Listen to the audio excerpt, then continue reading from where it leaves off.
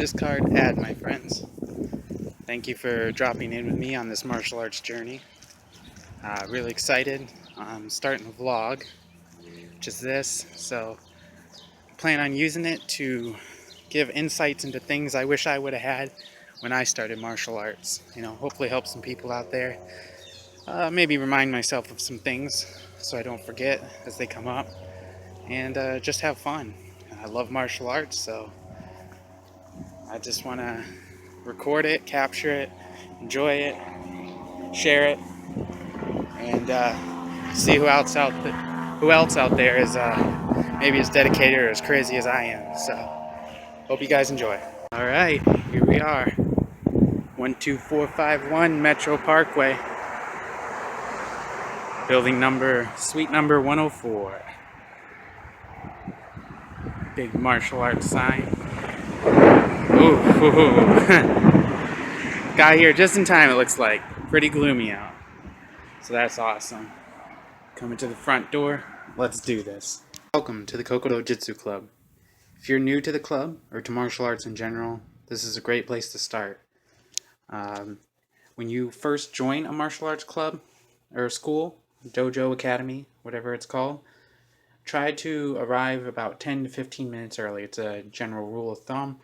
It allows time for you to get introduced to the instructor, as well as to take a look around, get a feel for the place where you'll be training, and to read over and sign a waiver that is pretty general among martial arts schools. So I'm just kind of showing you around here. Our school, very clean, very nice. Got water on hand. Nice flooring. To our left here, we have the office where we can sit down and talk in private if need be. And then through here, straight ahead, we have the dojo. It's a beautiful matted area, nice and clean. Got some seating. Anybody wants to sit and watch, you're always welcome anytime.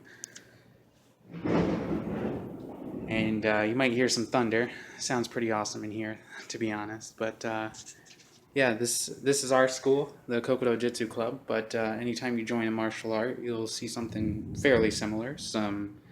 A welcome area, a seating area, and the training area.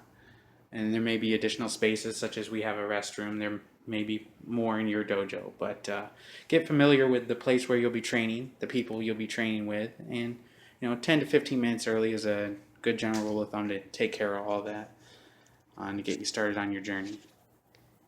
Alright, so one of the first things you'll be learning at your dojo, in most cases, is how to bow. You don't have to bow here at the Kokoro-Jitsu Club. I do it because I've been doing it for so many years, so I'm used to it.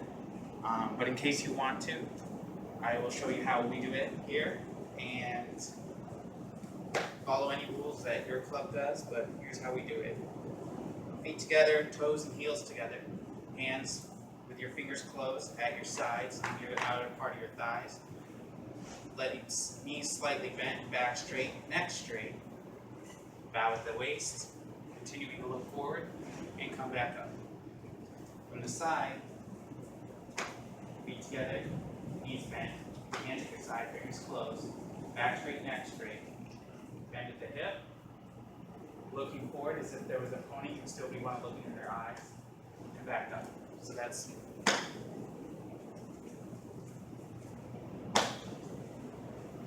you don't have to slap.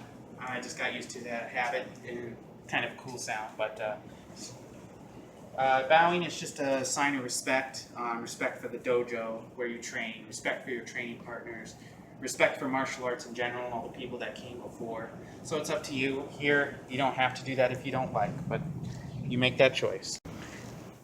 At the Kokoro-Jitsu Club, we bow when we start our training and end our training on and off the mat. So we bow when we enter the mat for training, and we bow off the mat when we exit our training. And again, you don't have to, but once you're bowed in and you ready to start class, one of the first things we'll have you do to get our minds ready is a form of mindfulness meditation. Not a form of, it is mindfulness meditation. I utilize that in my training. Um, and I personally, I do what's called seiza, kneeling position. Um, you can sit however it's comfortable because this is kind of an uncomfortable, awkward position. Something that took me a long time to personally get used to. So you can sit however you like. The sitting's not as important as the mindfulness part. But if you would like to sit in seiza, after you bow in, you can drop your right leg back, go down to your knee, take your left leg back, cross your feet behind, open your knees, and place your hands in many different positions, whatever's comfortable for you. They can be resting, they can be fingers closed, they can be right underneath your heart, the center of your being. And when you want to get up from seiza, we will do what's called standing up in base. We always want to practice standing up in base. So we'll put our hands or our fists in front of us, put weight on it, lift our legs up, open our base, and then stand up with a straight back. This is from jiu-jitsu, but we use it as opposed to the traditional way of getting up, which is just a reverse of how you came down to seiza. Up here. It's not as good a way to stand. We want to practice standing correctly. So from the side, to go down to seiza, after you bow in, right leg steps back, down to the knee, left leg with your feet crossed. Now your feet can cross, one foot over top of the other, or just your toes can cross. Or if it's completely uncomfortable to do any of those, just feet straight, or just sit down, whatever's comfortable. I found this one works for me. Sitting on my heels, back straight. I place my hands, all different configurations, whatever's comfortable, whatever I feel like. And then when we come up, we're going to do it in base. So hands or fists down, weight on that, weight on your toes, spring up, stand up. Okay? And that's how we sit in seiza, and we'll meditate in seiza. Now the thing I did with my hands, bow. As we go down, we can do what's called sheathing the sword, as if you had a sword and you were sheathing it. It's kind of that motion. Just follow that right there. So again, your right hand circles around, closed fist down, and then seiza. Standing up to base. From the side, down, seiza, stand up in base. That's how we do it at the Kokoro-Jitsu Club. Alright, now that we've got our minds prepared by doing the mindfulness meditation in seiza, or seated or kneeling position, we're ready to warm up our bodies. And I like to do it as a systems check as opposed to stretching. So I move everything through a dynamic range of motion, slowly and gently, not really stretching, but just moving things through a wide dynamic range of motion to see if something's tweaking that you might not realize, so you know to watch out for it during your training. And we like to try to get through every joint. So starting with the neck, we do what's called 3-plane neck movements. This is 1 plane. A healthy movement allows you to see practically sideways in each direction. The second plane would be down and up. You should be able to see straight down. And when you look up, I'll point slightly behind, straight above you. That's healthy neck movement in that plane. The third plane is left to right. You should be able to look without turning your torso, directly left, directly right. We don't like doing neck circles because it kind of tweaks the cervical spine and the neck there, so we avoid those and we do the 3-plane neck movements instead. Moving down to the shoulders, do shoulder rotations forward. Just nice wide ranges of motion, whatever's comfortable for you, and reversing. I'm going through these kind of quick because I just want to show them all in a video, but ideally you would do them as long as need be until you're comfortable and ready. For the next one, I like to put my hand on my stomach, extend my arm, and do as nice big a circle as possible. Really opening up the shoulder and reverse. And other arm, forward and reverse for backward.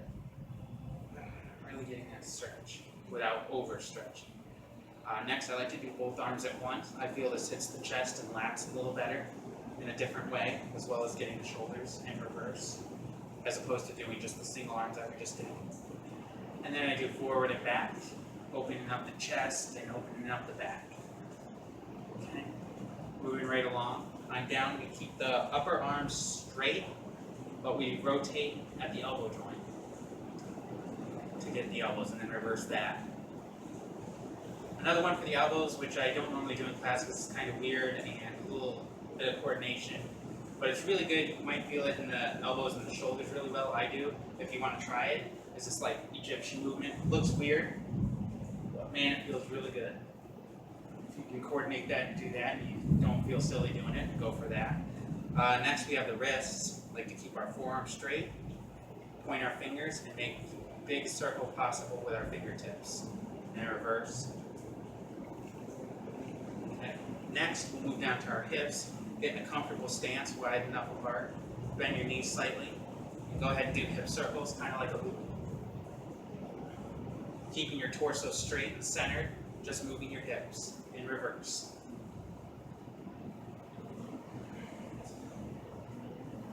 Next, we're going to skip the knees because I don't like to bear weight on the knees and then put them through an unusual range of motion. So I'll do the knees on the ground, which I'll show you in a bit. So we're going to skip right to the ankles. Balance on one leg or hold something if need be, circling inwards, and then reverse, circling outwards. I find that to keep balance, it's better to bend the supporting knee a little bit. That's me, you might find the same thing. Going inwards with the other foot and reverse. Okay, and now that that's all good, we're going to go down to the floor, and I'm going to show you that knee movement on the floor. So while resting on our backs, we can circle our feet alternating inwards. So this takes some coordination, some getting used to, but it feels really good. Allow your hips to move and sway with it. Don't try to lock them in and just circle your feet. Try to get coordinated to the point where your hips are moving with it. And then try reversing the direction, going outwards, alternating your feet. And that really is good for the knees and your hips. Now some more jiu-jitsu warm-up movements and moves you'll be using in jiu-jitsu. The first one, it will be the bridge. It's a good warm-up. Bridge our hips like a plank position, bearing weight on our shoulder, not on our neck or head. We reach over to the opposite mat on the opposite shoulder there. Do 2, reach for the mat, and back, 3, and you can go for as many as your instructor says or as many as you feel comfortable with. And next up, we'll do this mount transition type movement. So with one leg flat, top leg comes over, touches the mat. The bottom leg comes through, comes over top, touches the mat. Bottom leg comes through, over top, touches the mat. And just moving like this. Again, more coordination, but just do it a few times and you'll get used to it. So try to allow, like I am, your shoulders to move with you. Don't keep your back straight and just move your legs. Because you'll be using this movement as a remount technique, and you want to get used to moving your whole body with it, and it warms up more of the body anyways. Next, we have a shrimp drill. One leg up, one leg down. Imagine you're pushing up someone, and there's lots of shrimp drill videos, I'm sure you can find one. But shrimping, and either coming back to where you started, or like a lot of people do, shrimping up and down the room. So you shrimp, and then straighten, switch legs, shrimp, and then straighten. But you can do it in place or moving. And last good one is bridge and shrimp. This takes a little more strength and coordination, but it's a good movement to do that you also be doing a lot in jiu-jitsu. Good coordinating muscle movement here. Boom. And then when we stand up, always standing up in base. And then lastly, to warm up the body, I like to bring my legs and hips through a dynamic range of motion. Usually I'll hold onto a wall or a chair or something. I just want to stay in frame, so I'm not going to move all the way over there. But just imagine I'm holding something. This one leg's here, and then with my leg straight, not like a front kick, but just a straight leg, just swinging my leg comfortably through its range of motion, however high it feels comfortable at that time to go. And then I'll switch and do the opposite leg Usually about 10 times each leg is good. And then we'll go sideways, so with feet parallel, holding something. We're going to swing one leg, opening it out to the side. All these hit different aspects of the thighs, the legs, so they're all good to do in conjunction. Then, leg straight, we'll go backwards as well, with both legs. And the last one is if my feet were parallel, I turn one foot sideways, and then swing this foot sideways while holding something over here. Kind of like a side kick with a foot turn. That kind of motion. And this really, this is my balance. This really gets all the different aspects of the legs. So it's good to hold on to something. That's a great way to warm up your body and do a nice systems check. So now I know everything's good to go, nothing was tweaking or feeling weird. And if something was like, boy, I was doing those knee circles and my knee felt a little awkward, a little funny, then I'll know to watch out for it during training. So it's a good way to warm up without static stretching, cold stretching, which could hurt you. So that's how we like to do it here. All right, and as a final note for beginners, as for what to wear, when you're first starting, you shouldn't expect you to have anything necessarily unless your instructor gives you one as you start, like a gi or a kimono, or what's called a martial arts uniform, karate uniform, jiu-jitsu. There's different kinds of outfits. This one I'm wearing is what's called a no-gi uniform or outfit in jiu-jitsu. And it's just a random assortment of things that feel comfortable while rolling without causing a lot of sweat absorption or anything. It kind of gets rid of it. It keeps me nice and dry and comfortable, and makes it comfortable for people to roll with when you have such close contact as in jiu-jitsu. Me, I'm wearing these ankle braces, not because I have hurt ankles, but just because I think they look awesome. So I like to look what I think is cool. And underneath here, I'm wearing Gracie Jiu-Jitsu spats, because one of the things I study is Gracie Jiu-Jitsu. And spats are basically just leggings or tights. They make it, you stay really comfortable temperature-wise. They make it so that you don't rub against the floor, as opposed to if you had bare legs. But sweatpants work fine, anything like that. And I'm just wearing some shorts over these spats, just because I feel more comfortable that way. And underneath here, I'm wearing a 100% polyester shirt. I bought this at Walmart for 10 bucks, and I think it looks awesome. Superman, can't complain. And I've had regular expensive rash guards that cost 65 bucks it cost me, and it started fraying and tearing almost after the first week. And this thing I've had for a long time, and it's still in excellent condition, so don't waste your money. If you can just find something 100% polyester, that's the way to go. For even if you just wear it as an undershirt underneath a kimono or gi, that's a really great option. I don't have my gi with me today, but they're certainly one of the best choices to have if you can afford it. The gi is really great. They look really cool. They're a lot of fun, and they make things very interesting when you have grips and things that you can do with them. It kind of becomes an extra tool in your arsenal. So just wear whatever is comfortable when you come here, at least, or whatever your instructor at your school tells you should be wearing. But this is a basic no-gi outfit, no-gi in jiu-jitsu, and gi would be the opposite, is when you actually wear the kimono or the gi, and it changes things up, and it just looks awesome. So, hope you enjoyed it, and this is the first vlog I'm making, so I hope it was good. And if there's something you want to see, something you can think of, like you're just starting a martial arts journey, no matter what your system, style, art, it doesn't matter. If there's something you want to know that you just can't find information on, or you want some other opinion on, let me know. I love this stuff. I love talking about it. So if I know something, or I've learned something, or I've seen something, I'll try to give you the best information I can without telling you something I don't know. So I won't lie to you, but I'll tell you what I've learned, share with you, and that's what I want, because I wish I would have had that when I started.